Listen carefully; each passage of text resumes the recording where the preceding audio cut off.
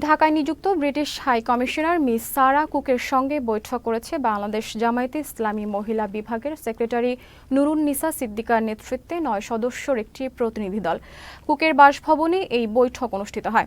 এক সংবাদ বিজ্ঞপ্তিতে জানানো হয়, অত্যন্ত হৃদ্রতাপূর্ণ পরিবেশে অনুষ্ঠিত বৈঠকে জামায়াতের মহিলা বিভাগের কার্যক্রম ও কমিউনিটি সম্পৃক্ততা নিয়ে ফলপ্রসূ আলোচনা হয়েছে।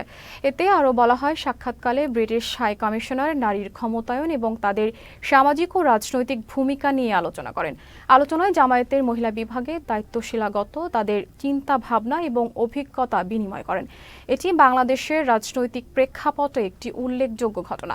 ব্রিটিশ হাই কমিশনারের এই উদ্যোগে জামায়াতের নারী নেত্রীদের জন্য একটি নতুন সুযোগ সৃষ্টি করেছে, যা তাদের রাজনৈতিক ও সামাজিক অবস্থানকে আরও শক্তিশালী করতে সহায়তা করবে।